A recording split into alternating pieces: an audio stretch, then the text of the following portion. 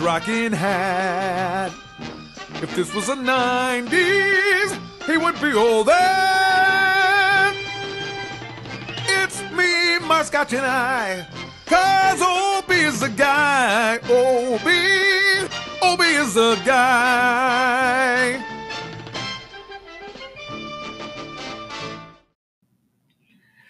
Good evening and welcome to Me, My Scotch, and I. I'm Obie Spencer, and we are on the Spanglish Sports World Network, Zingo TV, channel 250. Please remember, download that Zingo TV app from the iOS or the Android App Store. The app is free. We'd love for you to go ahead and rate it. Zingo TV is also available on Google Chromecast, Amazon Fire, Fire TV sticks, Roku and Roku sticks, and all smart TVs 2016 and forward. Our show is broadcast on 4 continents and over 35 countries. You can find me, Me, My Scotch, and I on Facebook and TikTok and YouTube. And Twitter, I'm just Scotch, at Scotch and I, as shown right there below my picture. Today, for our season finale, I'm really excited. I'm going to be joined by one of Spanglish Network's very own, Rob Daniels. Rob has been a radio personality for over 20 years. Yeah, like I say, it's a show here on Spanglish Sports Network, and he just became a published author. He'll be joining us momentarily, and when he does, we'll get to talk to him about his book. So where do we start today with 2 great sporting events having gone on? We had the kickoff of the Olympics, and the Cleveland Guardians were announced. Very excited for the people of Cleveland to have their new team, which of course is their old team. They stuck with the same font. I thought that was kind of smart. And they introduced a new character really in the Guardians. Most sports teams, we get these new names, and there's something somewhere someone is using in some way. The Cleveland Guardian himself is actually a statue on a bridge heading into Cleveland, and that is what the name is based on. The logo, I happen to love it. It looks like Thor's helmet from the latest Thor movie with the short earpieces, and it surrounds a baseball. Now, we know it's a baseball team, so maybe you don't need a baseball. I think there's some people in logo design who could argue that. I'm not an expert, but I think it would have been cooler if it was the face of that statue. So those of us who are not from Cleveland have a sense of what a Cleveland Guardian is. But those of us who aren't from Cleveland are going to get the baseball instead and be prepared. The other big universal worldwide sporting event that kicked off today was the Olympics. We had the opening ceremonies this morning. A lot of talk about the drones that were used. That's certainly becoming more and more common, using drones along with fireworks and lasers in these shows. I'm nervous about the Olympics. It seems to be holding on by the skin of their teeth at a time when the total world is holding on here in 2021. As we try to make our way through the end of this pandemic, we've seen whole teams, whole countries withdraw from the Olympics. We're seeing various people getting ill in the Olympic Village, which is scary because we do know that they're getting this new variant. It could spread quickly if those athletes have chosen not to get vaccinated. And so we have no idea how long we're going to have Olympics for. Hopefully we get through it all. There's some real events I am looking forward to. Love the wrestling. Want to see how Jake does. Followed him when he was in college in Cornell. First man to win 4 NCAA championships in 4 different weight classes. So that want to see how that is going to transfer over to the world, and especially the Olympics. Huge cycling fan. Looking forward to seeing how that plays out, especially after the Tour de France. We had that, and now we're going to get to see how these guys' legs and cardio holds up, and what that's going to look like. Hopefully, that sport gets to happen. Of course, there is the American basketball team, which has looked as shaky as a team can look heading into the Olympics. It can be argued that the best player in the world is not an American, and definitely not playing for the American team is Antetokounmpo, who just won the NBA title. And the Americans are going to go on the back of Kevin Durant. Now, he is getting a few pieces flown in, and Drew Holiday, Kevin Booker coming over. They're tired from the championship runs or lack there, or losing championship, depending on which one you're talking about. But they should come and hopefully bolster the team. We have a game against France coming up, and we're going to see. French is going to be able to take Rudy Gobert, sit him in the middle in a way he can't do in the NBA, use his size and his amazing defensive ability, and see if they can slow down the Americans or stop the Americans. American also took a huge loss to the Swedes in women's soccer. And then the team also had to take that loss as well as the loss that they had in fighting for their wages. So I don't know if they're mentally going to be there, but we're going to find out. Looks like, okay, that isn't Rob showing up yet. I thought he was here, but we'll continue talking about Olympics because one of the bright spots for America, though, is their softball team. That is looking as strong as it's ever looked. Have 2 nice wins under their belts, so that's nice. Japan's taking advantage of being the home team in the Olympics. They're winning, playing soccer games, winning soccer games, which is always a good sign for the home team, even with not fans there, to get a win early in a sport that they're an underdog in. Probably will bode well. Let's just take a moment, though, and go back and look at the actual images that were released of the Cleveland Guardians. Here you go. You can see it. Some small changes, some big changes. So it's real nice. You can see here the C image for the Cleveland is slightly changed from the original Cleveland Indian to the Cleveland Guardians. And in the word Cleveland, also a change in font. But the Guardians, where it used to be Indians, that font has stayed. And there, as I said, is the Guardian baseball. I am so torn on this because I do love it. Reminds me of the Patriots logo a lot. And I like it. It's showing the motion, the speed. It looks as strong as you're going to kind of make a one-image logo look. Like I said, do we need to make it baseball? Really, I think it would have been cool if we could have those statues that are on the bridge somehow incorporated, since that's what gave the name. Now, I guess the earpieces or the wings, they are that statue. That is for sure part of it. And, I'd love to hear how Rob feels about that. I think he's about to join us. We may not have visual for him. Oh, there he is. Rob, welcome. We're happy to have you on board. And as you can see, we're talking about the Cleveland Guardians. I know you're a big baseball fan. And so let's roll with this. How do you feel about the new name, new logo? What are your thoughts? I don't really have an opinion fully on it. I think that someone will find a way to be offended with this as well, is what I have to say. Someone along the way will find in this new era that we live in something offensive about this.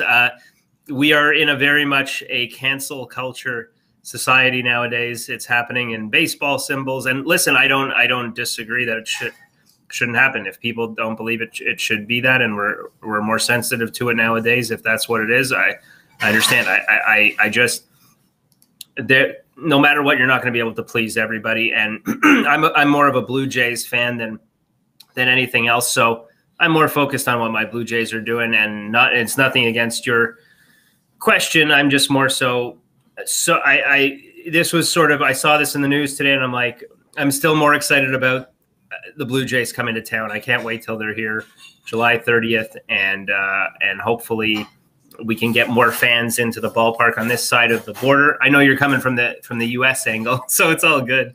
But I guess I've just more so been following the Blue Jays side of it, just because I'm so excited to get the boys back here and playing in Canada again. And speaking of the Blue Jays in Canada, yeah. Now I'm following on paper and seeing the highlights. What is it going to be like for Vlad at the new stadium? Because right now Vlad is one of the 3-4 best players in the game. Is a new change of scenery going to hurt him or help him? What do you think? I really hope it continues to help him. He's I think it's not even going to matter to him in terms of which ballpark he's in. He's just going to smash the cover off the baseball no matter where he is and whichever team he's playing for. I'm so thankful he's on our side here. So it's going to be interesting and exciting. I've reached out to my cousin as well, wanting to go watch the team again because we're excited to see them back here in Toronto, and hopefully we can see him hit a home run onto the Gardiner Expressway. That would be something else, I tell you. That's our main highway just around the stadium. So that would be nice, and just to see baseball back on this side of the border and some normalcy would be great as well. So yeah. Are you much of a Cleveland fan though? Then are you? I guess are you in? I live in the Philly metro area, but I am from the New York metro area. Yeah. And the one team that I have not yet been lost from is my New York Mets. So no, I am not an Indian fan. I am a Met fan. It is the last holdout from my New York life, and we have some good stuff going on as the Mets for the Mets right now. But we all, as Met fans, are expecting to crumble at any moment. So that's the life of a Met fan. Wait, I think your Mets are playing my Jays tonight, aren't they? In New York. That sounds about right. That may be true, and I'm sure Yeah, Vlad will do what his dad used to do to the Mets, and break hearts and hit home runs. Hit some home runs. Yeah, that'd be nice. I would love to see our team get back to the postseason again. So it's exciting. I'm so happy to be here, Obi. Thanks so much for having me. This is your Me, My Scotch and I show. I love the background. I've never actually been able to see your show outline in a sense on our new way of accessing the link. So I think it looks fantastic, and you did a great job with this. Did you design it? No. This was done by our production team here at Spanglish. Okay. They did this for me. I have a few other screens and logos, some by Spanglish, some from a friend. But when the network makes it, you use what the network gives you if you like it. And this is one I definitely like. Yeah. We met the first time a few months ago on your show, The Sweet Spot. Yeah. How did your show come into existence here? From radio to TV, how did that sort of come about? Thankfully, it was all started throughout quarantine. To be honest with you, some miraculous, incredible, visionary things came to life throughout quarantine, which I'm so excited for.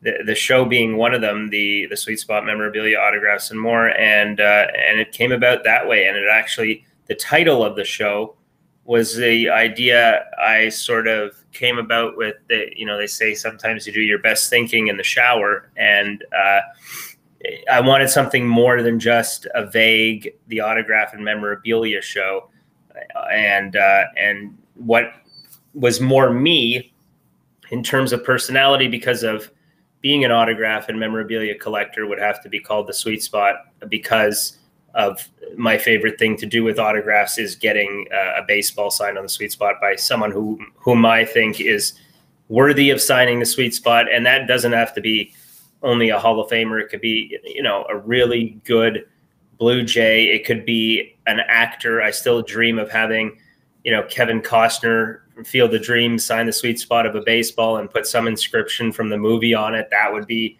awesome. I've had the father in that movie sign the sweet spot of a baseball, Dwyer Brown. So all that kind of, it could even be the, fun other actors that have nothing to do with baseball to sign a sweet spot. Sometimes you think maybe Robert De Niro could sign a baseball. It's all random. I like, obviously artists or how would you call it? Baseball elite athletes. Anyone I find worthy, again, is who I'd want to sign the baseball there. So sweet spot, memorabilia, autographs, and more. The memorabilia part of it is quite explanatory itself, and then more being anything else you want to bring to the program that has to do with autographs, or it could be that you have a great experience. It wasn't necessarily getting autographs, but perhaps you met an athlete that you have a great experience that you'd like to share about. And that's how I sort of gauge the show in that realm between autographs, memorabilia, and more great opportunities of meeting your favorite athletes. So it came about through quarantine, and I couldn't be more happier to still host it every Tuesday at noon on this same very network that you've been hosting on. And it's a great network. Shout out to Eduardo and the team at the Spanglish Sports World Network and the Spanglish World Network. And you do a great job as well. And by the way, your Mets did beat our Blue Jays. I'm seeing now from our production crew back in the studio. They defeated the Blue Jays 3-0 tonight. Well, yeah, that's what it is. You guys got us tonight. That's it. What's one game at a time? So yeah, you were saying all that. So I got a question for you about the sweet spot. You're a Toronto man. I would imagine that you have at least some warm feelings towards Kawhi Leonard or some of the other Raptors. So if you ran into one of them, do you give him a baseball or do you give him a basket? Is it like, I know you're a basketball player, but I collect baseballs? Mm-hmm. Yeah, that's a tough one, actually. I think to me, in that sense, I would probably avoid that situation, because I'll be 100% honest with you. I'm not much of a basketball collecting autograph memorabilia kind of guy. It's more baseball and hockey. So would I want Wayne Gretzky's autograph on the sweet spot of a baseball? I think that would be kind of cool. That would be interesting. I don't necessarily want those ones, but I would definitely consider taking that into my collection. But hey, all the power to the Raptors for winning that championship a couple of years ago, and hopefully they can continue to put a valuable product on the court. I know that they've been struggling of this past season, but hopefully it goes in a positive direction. I think basketball is not really my collecting per se, but I think other areas are more so hockey, baseball. But for yourself, do you collect basketball or what? My collection is not very sports related.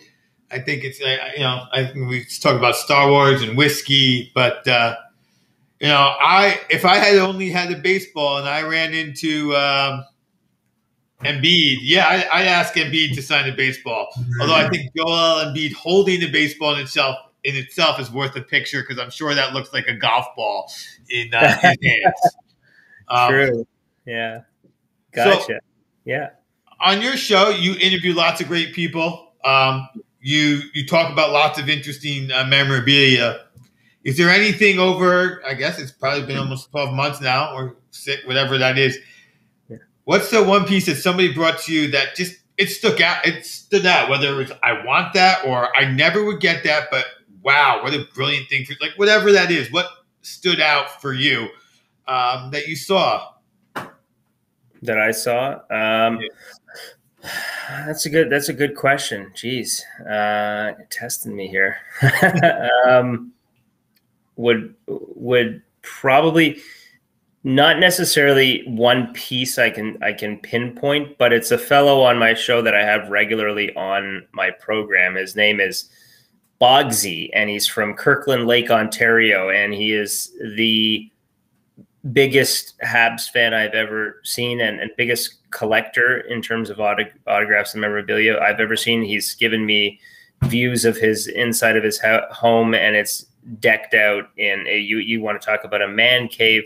This is more so like the entire house is a man cave that he lives in, and all along the walls is just incredible memorabilia from when the Habs, the Montreal Canadiens, winning the Stanley Cup from years prior to '93, and Mahovlich photos, all kinds of Steve Shutt, all different kinds of old Habs signed pictures, 8x10s and jerseys, all along his house.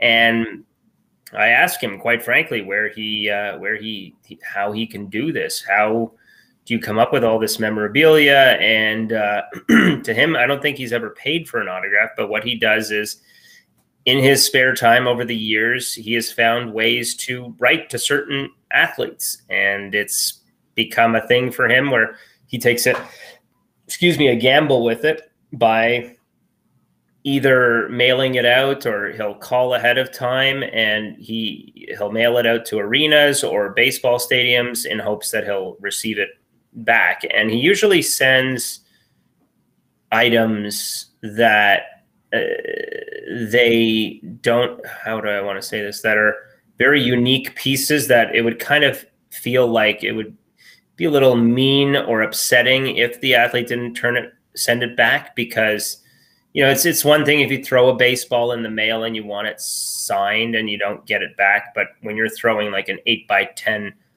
of yourself with, let's say, Wayne Gretzky in the mail to Wayne Gretzky, and you don't get that back, or it's like, or maybe it was a piece of his or it was an authentic shirt that he once gave you, and you wrote it in a letter saying you gave this to me at an arena in 1985, and you don't get that back. That's kind of sad. But so that's what he sort of does, is he sends them out, all these types of this paraphernalia and memorabilia that is so close to him and his heart that he a lot of the time gets it back. And you're taking a gamble a lot of the times, but more often than not, he is winning that part of his hobby. I would say he is certainly winning after seeing that. So it's really cool, to be honest. And shout out to him. I've had him on my show quite a few times, and I can't pinpoint. I really can't. I would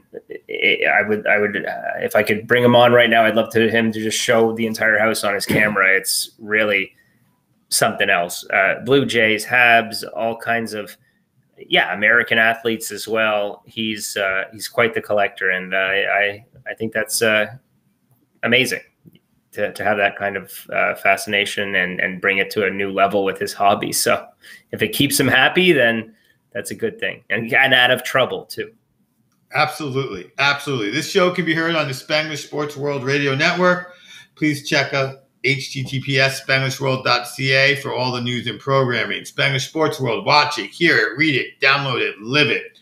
Also, you can find full episodes of my show on Me, My Scotch, and I on YouTube. You'll also get individual clips of our games and drinking segments, as well as be able to find the podcast, Drinking from the Garden Hose.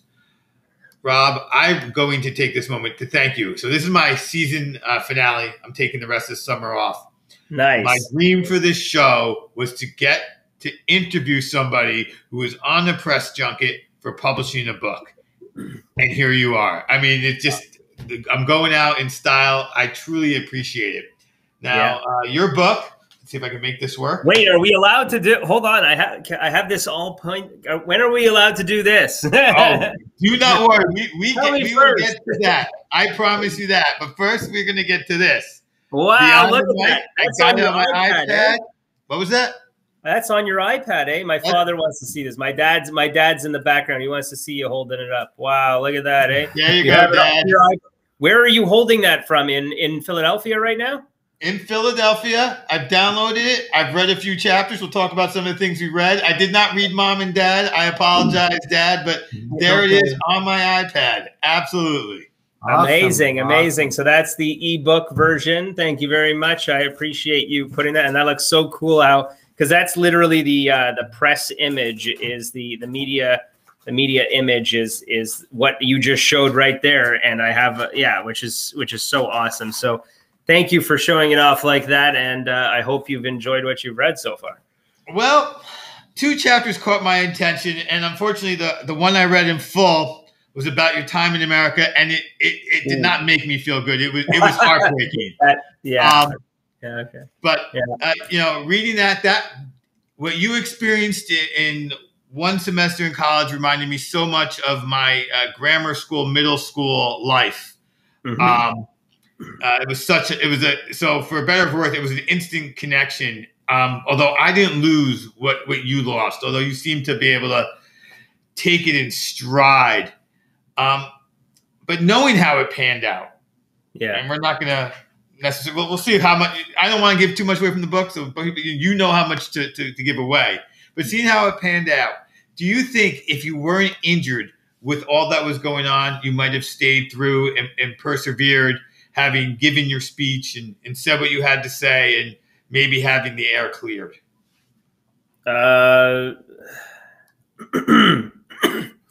To be honest, I don't think I would have returned to that school even if I was healthy. Because I came back that summer, and I still remember my thought process when I came back that summer. I played one more summer of competitive baseball, and it was rep baseball in the local town I lived in here with my parents.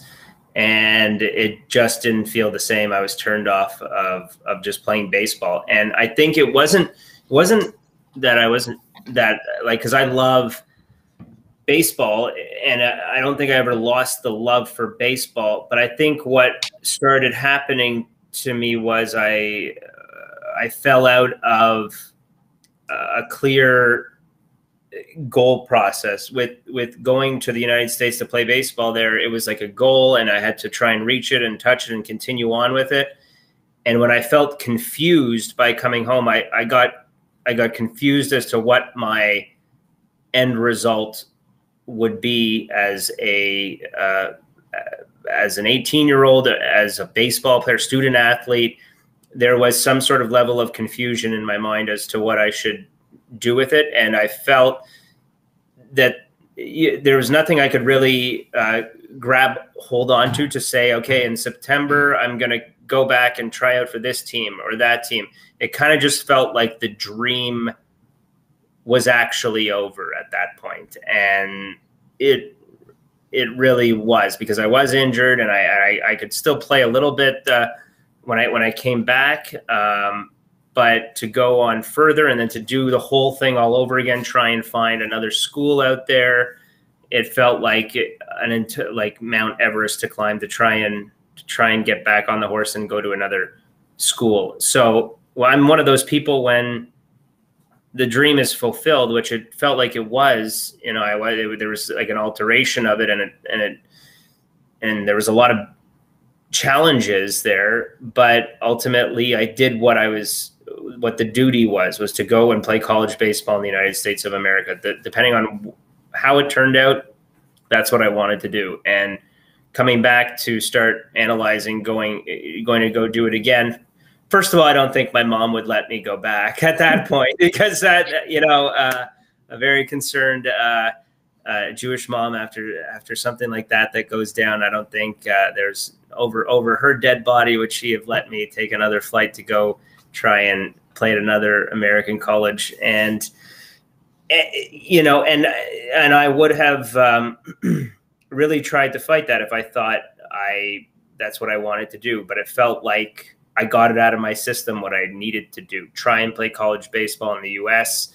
I experienced it. I really got a taste of it, even though I didn't experience an actual real inning in a game. It's nothing compared to what, like, if you're not there experiencing what college baseball is or what sports is, the training aspect, it's unbelievable. The difference between different sides of the border in the United States, the training, you eat, live, sleep baseball there. When I was there 6 days a week, and to even play in scrimmage games, I was still facing college pitching. And I don't think everybody really understands what it's like to be a starter and let alone a star on a college team. Like, there's 30 players on a college baseball team, and only nine guys start. And I was the third stream second baseman out there. That's how tough it is to get to the top. There's a guy from Hawaii that was our starter, backup second baseman from Texas. And here's this kid from Thornhill, Ontario, Canada, in the third string of second basemen in the row. I also played a little bit of the outfield too.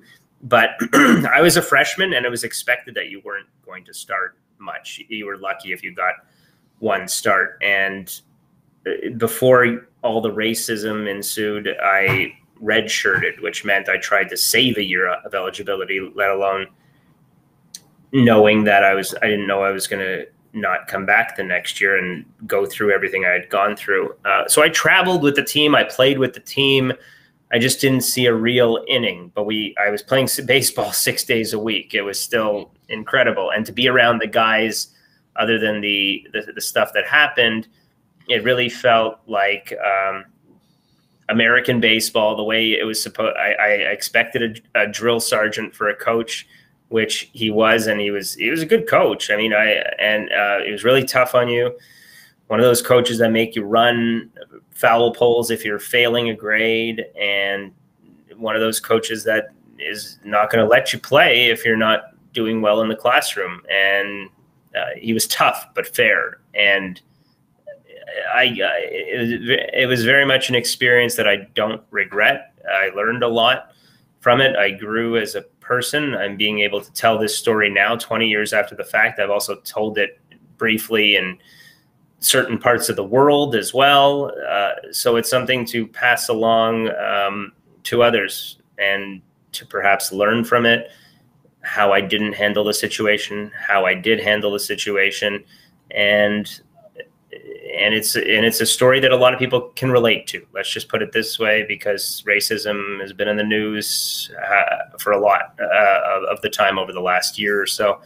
And maybe this is a story that can help someone that is going through something similar, and that they can somehow learn from that experience and handle it in their own way that or similar to how I handled it.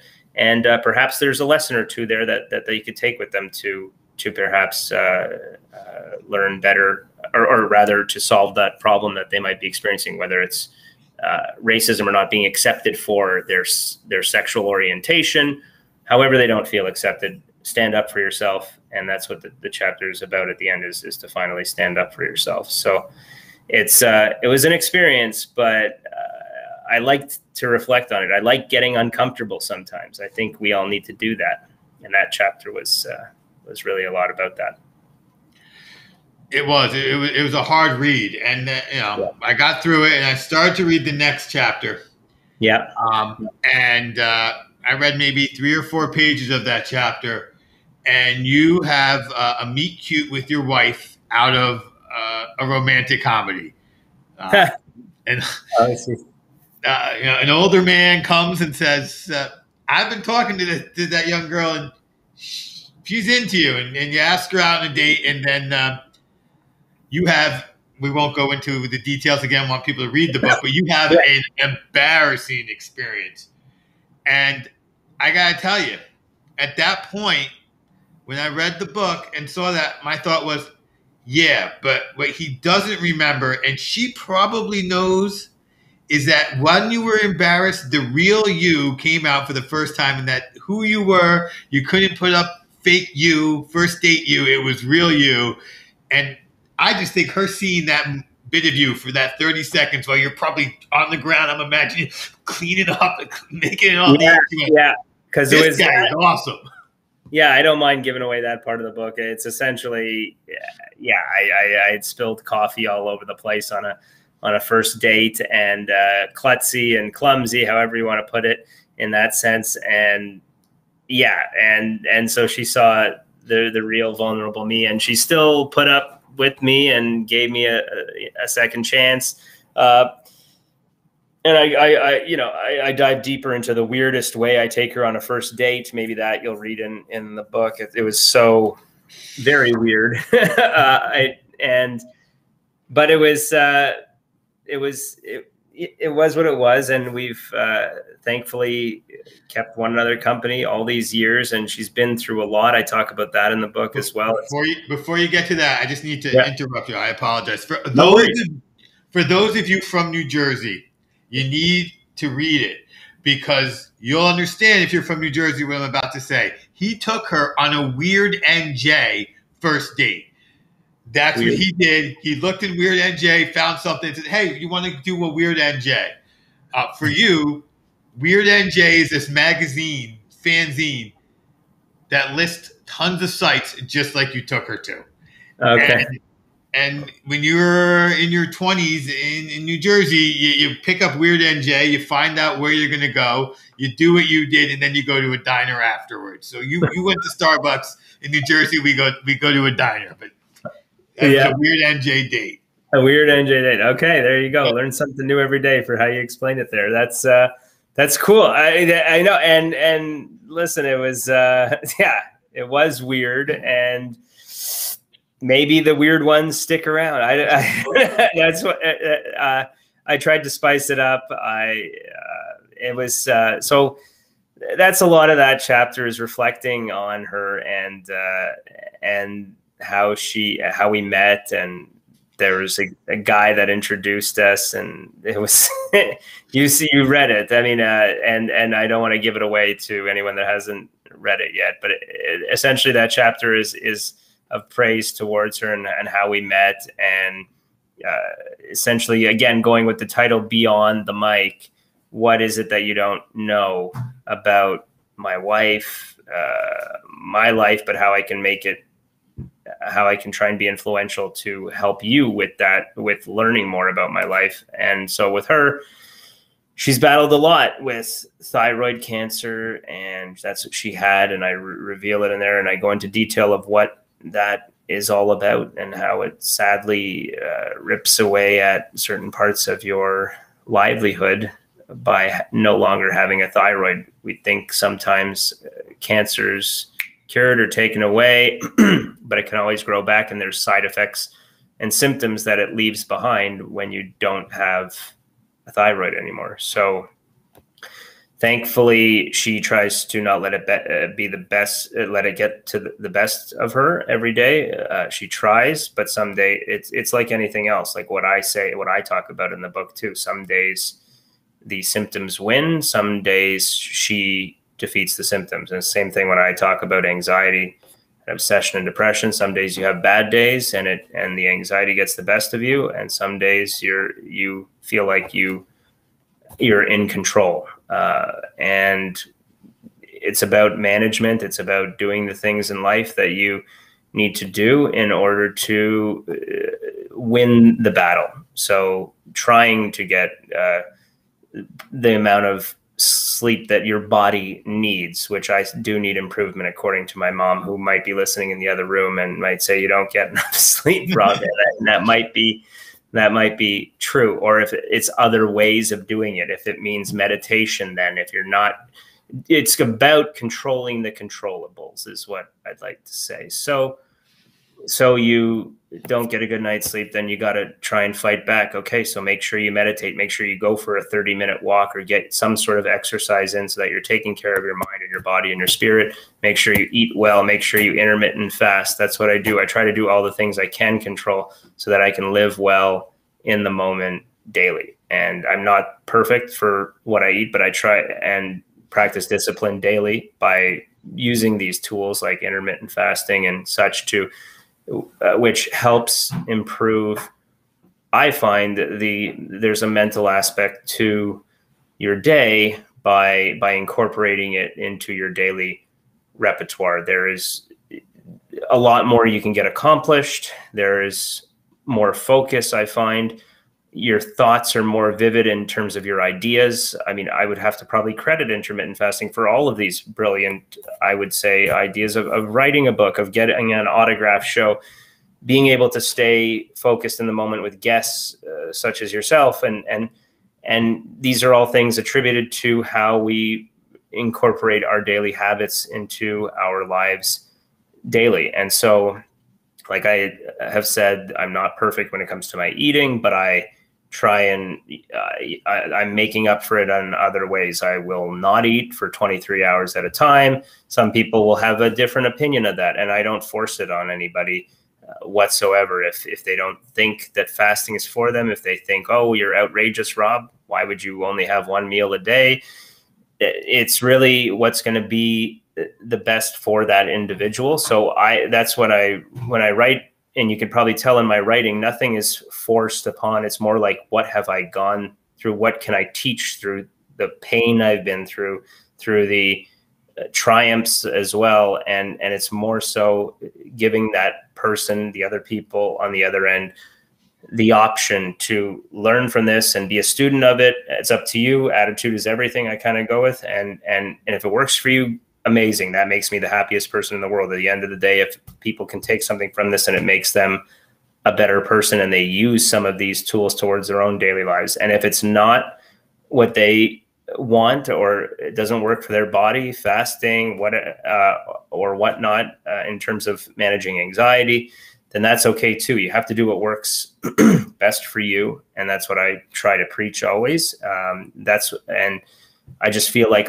over the last little while, I've developed quite a few monk traits, in the sense of living to ask myself, why am I here every day? What is it that I'm supposed to be doing other than just being a human being? Is not to live for myself only. I'm a big believer on self-care yourself, so that you can take care of others. And that's what this book is. So it felt therapeutic in the moment to write, but the end of the day, the better result is the others aspect. If you can influence as many lives positively as possible, that's the outcome I want. And it's a win-win, because it felt therapeutic to write, and I have this accomplishment that can hopefully help others. And I'm grateful that I've had some really fantastic friends already reach out and tell me how they really enjoyed the read. There's a lot there to take in. There's a lot. There's stuff that is hard to read, for sure. It was uncomfortable to write. So I get it. Yeah. All right. So I have a few more. You covered the two things I most want. I have some questions about your wife and the cancer. Sure. And some intermittent fasting questions. But before we get to that, let's grab a glass of one of these to start with. Looks like I grabbed the Apothic Red first. The Apothic Red? Okay. Yeah, we got that. Sure. Right. This one? Yeah. Yep. There we go. There we go. There you go. These were chosen by you. So I wanted to know, what is our plan for this? We're just kind of like pouring a glass and we're just going to drink? Well, so the thing is with the whiskey, I have kind of learned how to taste whiskey. Now, I smell it. It's the same process, but I don't always know if I have the right words for wine. So we just talk about it like we know what we're talking about. It's like the rest of life, kind of fake it till you make it. Is this a good amount? Is this okay? Yeah, we're not going to chug it all. Usually what happens is I end up, I have a second glass, and then when the show's over, I finish both the drinks with the help of my lovely wife if I need to. Okay, gotcha. Okay. All right, so this is a nice vino. Yeah, look pretty fruity. Yeah, smell. cherry, maybe. Grape-ish a bit. Grape. Yeah. So. Should we try it? All right. Yeah, Cheers. yeah. Happy Cheers. Friday. Okay. Goes down nice. You should have the glass too. I like that. I've got a lot of flavor. A lot of flavor there? A lot of flavor, a little. Now the bottle says mocha and vanilla. I don't taste that. I taste like, but it does. I taste like blackberries and blueberries, very strong berry type fruits. Yeah. And it has a very nice mouthfeel. So, what about you? I know you said yeah to some of those fruits I was describing.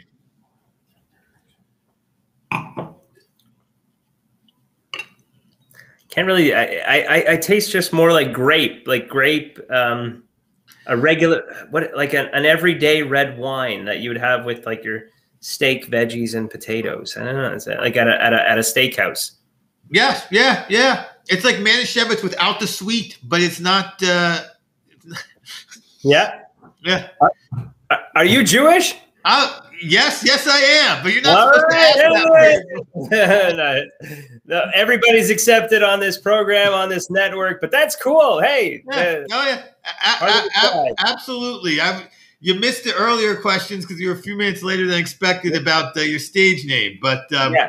Oh, we can talk about that. Sure. Yeah. But I have a question for you about your wife. So my wife, also battling cancer, has beaten cancer. I'm but sorry. like you, what kind of cancer? Yeah, like you said, you beat the cancer, but then there's all these other things that are there. Yeah. And you say for sickness and health, but when you say that, you're marrying a young person and sickness is a cold. Yeah, exactly. Boom. How has that like affected, and it's working for you like it's working for me. You figured it out. But that is the advice, and then maybe it's in the book that you gave, maybe it's not, that you would give somebody how to be the healthy spouse in a situation such as that. So is that the question? Sorry, how would I? Sorry. How do you be the healthy spouse? How do you, that's hard. It's something that people don't understand that can be hard, to be that caretaking, healthy spouse. They get what the person might be fighting, but they don't get that sort of what it's like to be that partner and go through it with them. And that's what's interesting. It's really difficult because you've got both of us with invisible illnesses or conditions, health conditions, hitting heads with one another because we both don't know what it's like to be in one another's shoes, and we both probably don't want to know. And it becomes this thing where it's mind over matter. That's what it's about, a mind over matter approach. So I don't think I'll ever get used to a lot of some of the symptoms that she goes through on the daily, but I can tell that she tries her best. She really does, and it doesn't help when you have certain situations when a child presses your buttons, and for her it's more so the child. So imagine having a child press your buttons when you don't have these issues, and then now it's on steroids. It's magnified times 10 because you have these symptoms of not being able to control the agitation and being in heat environments, and so it regulates so much the thyroid. And I try my best to try and live a life where I can be there for her in the moment as best as possible by not living for me. It's kind of taking the selfishness out of it. So if you live a life where you are trying to please your partner every day and not what have you done for me lately, that is, I would say, one of the best ways to try and the best mindset you can take into a marriage so that you can it can excel and try and last many, many years, because it shouldn't be about you all the time. Yes, both people have needs and such, but that your mentality is always out to try and please the other person no matter what, and you're trying to live a life of trying to please them in many departments, right? Like trying to help with your child, trying to understand where they're coming from. But if it's always about me, and you're selfish that way, then it's not going to work. So I try my best to practice that daily, is to always give my life, to dedicate it towards being a good person, and that's the only way I find that it works too, because it's sort of like a mind twist that you have to play with yourself. Even if she didn't have that, I would still be out there trying to live like that with her.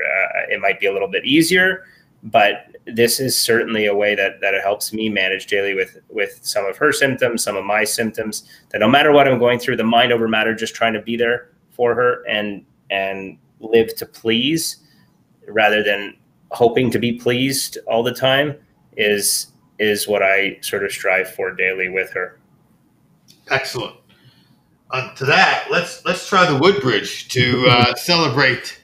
The Woodbridge, yeah. I know you have like about 4 minutes here on the show, right? Let's try the next one. Okay. Yeah, that's okay. We'll get through 4 minutes. Yeah. So here's this one. Woodbridge is the town that my wife and her entire family reside in Canada. There we go. That's nice. So a lot of Italians, I tell you, man. The other week when they won the Euro Cup, I couldn't get home because they won the Euro 2020, and I think more Italians live in Woodbridge than they do in Italy. And it was packed when they won a couple weeks ago. I had to come to my parents' area because I couldn't get home.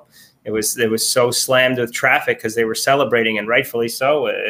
More festa, the better. That they deserve it, especially anybody who's celebrating in these times and what everybody's gone through in the last 15 months. The more celebrating, the better. Everybody needs more good times, right? Than bad times. Sure. But so tell me a little bit about, because this can be conversational as well. Like your wife, I hope that helps with some sort of advice for your wife and what you're going through. I mean, the cancer, did it, what kind of cancer did she have? She had kidney cancer, and she lost function of one kidney they had to remove. The other one they lost function of. And now at this point, she's actually gotten a transplant. So we have to work around, what does that mean? How does that, it's better than when she was on dialysis, but there's still some things in life that are difficult. In your book, you were talking about lyrical, putting weight on you. Well, yeah.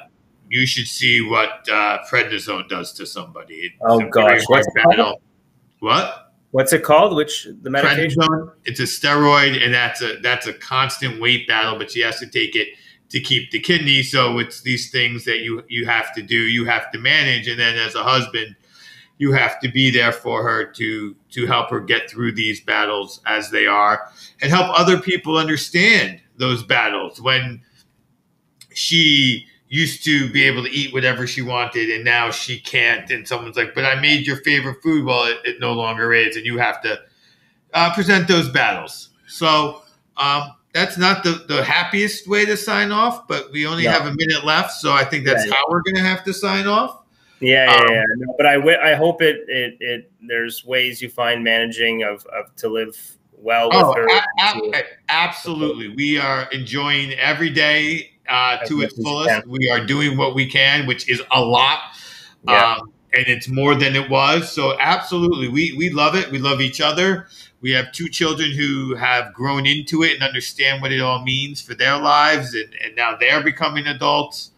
And they have the advantage of having known what it's like to not have to, they know, both of them know, the woman that they marry versus the woman that they're spending the rest of their life with will not be the same person the whole time. That those people will change, and they have that expectation, which I think is healthy. It's not something I expected. I thought the woman I was marrying was the woman who was going to be the same woman for the next 65 years. And It doesn't work that way, right? It doesn't work that way. But she's a better woman than she ever was, and she'll continue to get better. Of that, I'm sure. So yeah, makes sense. Salute to my wife.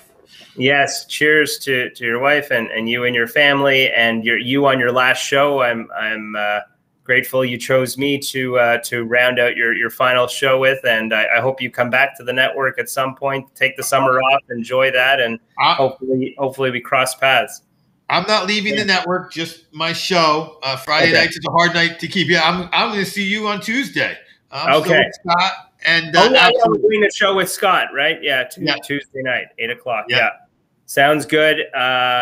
If you don't mind, if I could give the quick plug, you showed it on the ebook. I'll just show the paperback version right here. If you are interested, anybody to get the copy. Paperback ebook available for purchase at Amazon.com and Amazon.ca would be much appreciated. Maybe something to read this summer at the cottage or on your back porch. Any kind of support would be grateful. And write me, let me know what you think. Honest opinions, welcome, all that fun jazz.